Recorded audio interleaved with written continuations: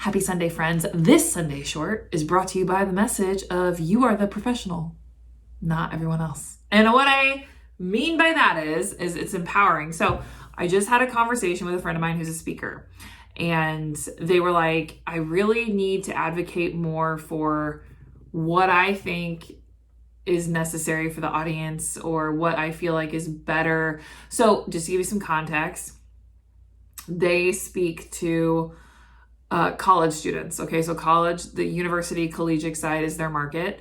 And they recently, got asked to deliver a keynote to the entire college. So that we're talking massive audience, right? Massive. And they have done this before. They have done a large conference, and they have even said to me before, they were like, this is just not as beneficial with this large of a group, right? They were like, this message works better if I were to break it up into, let's say, like the freshmen, the sophomores, the juniors, the seniors, like lean into the individual classes.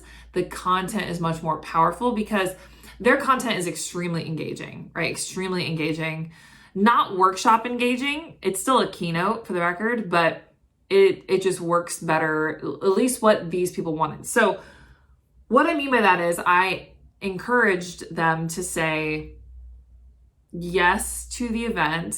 But remember, you're the professional speaker. You have the experience. You know what works and what doesn't work.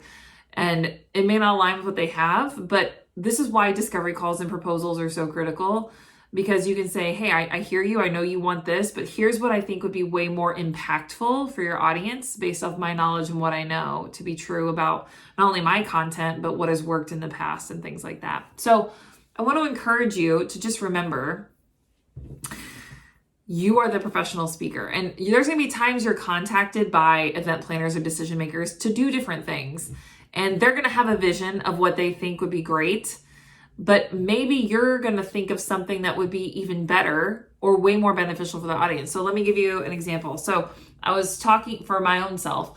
I am going to be delivering a keynote at this conference at the end of July 2024. And I was talking with this decision maker, this event planner, and they were like, here's the vision. And I could tell they weren't even really sure what they wanted. But if it's like, here's the vision, we like it really engaging, we want it to be transformational, and the more they were talking, I was like, I'm not sure a keynote is the way to go. Like, this is, again, why discovery calls are so critical. I'm not saying I wasn't the right person. I just felt like what they were really wanting could be delivered so much better differently. So I thought about it for a few days because I knew I told them that. I said, I want to think about this for a few days because I want to put together something that would be really beneficial for your particular audience, right?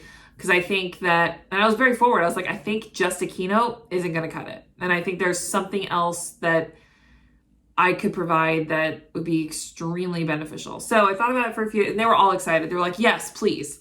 But that's the kind of response that I would almost want, because like I said, they gave me the energy that they didn't really know what they wanted. They knew what they wanted. They wanted to hire a speaker. They wanted to be, unforgettable, transformational, all the things. So I actually I proposed in my proposal to do the keynote, but then take like an hour and a half break for lunch. And then we do a 90-minute immersive experience. So a workshop, but not really. An immersive experience is something totally different, but it is very workshop-y, right? So I'm going to run 2 separate workshops in the afternoon so we could split the group in half so they would stay beneficial. I detailed out what I wanted this immersive experience to look like and what the outcomes could be. And they were like, we are so in with this. Like, they loved the idea. They loved the idea that the keynote was basically the overarching message. An hour and a half or 2 hours later, we're going to do this immersive experience where we really put into practice, which essentially is what workshops and breakout sessions do, right? But again, this is an immersive experience. It's very like open discussion, very, very much involving the group, not putting them in individual groups. So just something, and it gives me the chance to try something out as a speaker that I've been wanting to try. I just didn't have the right setting. And this felt like the perfect setting. And on a business side, I'm putting together something. So not only I was able to increase my speaker fee, but propose something that I felt was appropriate for what the work that I was putting in for developing these 2 immersive experiences. So that's interesting. I wanted you to keep in mind, I tend to have that mindset when I speak to decision makers. If it's not a straightforward conference where they're like, you know, we need a keynote speaker, here's the message, where they know, even then I'll ask, like, are you interested in having me do breakout sessions? Like, that's something I also do, because I want to be able to provide more for the audience, or, you know, offer them a copy of my book or whatever it may be to continue to support the audience off stage. But sometimes I do speak to people who are like, well, here's what we're thinking, right? I had a conversation, a discovery call a week or so ago with a business, and y'all know I speak to students, but a business got a hold of me. And so I speak to high school and college students, and it just so happens that the team of this, it was like a sales team. She said they're all very early 20s, so they're fresh out of college. So she saw that, she's like, I know you speak to high school and college students, but this is this is right after college. And she was explaining to me why she felt like I was the right fit. And truth be told, I probably am a good fit for this audience. And I was like, let me think about it. I'll put together a proposal. You know, if it aligns with what you're thinking, then it's probably something we should move forward on.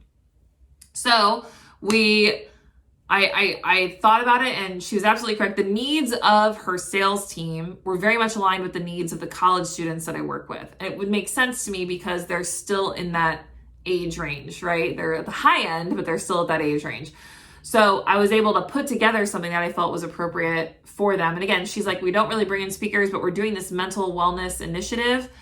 So she's like, I don't know what to expect. I don't know what you do necessarily, like, for the event and stuff like that. So she's not someone that's in charge of booking and paying speakers. This is just something she wanted to provide for her sales team.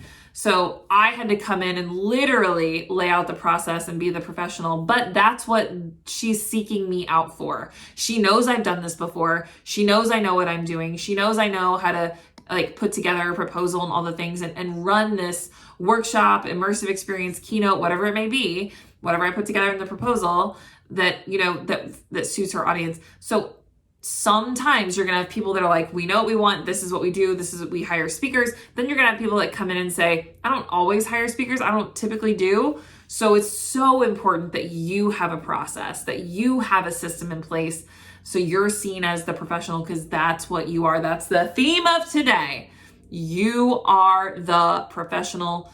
Ergo, make sure that the system you have in place is good so you can fit people into it when necessary, right? So that's the message today. I'm sorry this is a little bit longer of a video, but I felt like it was super important that oftentimes I feel like new speakers were so new, and I was guilty of it too. We all do it. Okay, give yourself grace. We all do it, but we seek to get guidance from the event planner or decision maker. Like, we're kind of following their lead in this dance, but the reality is that we're leading also.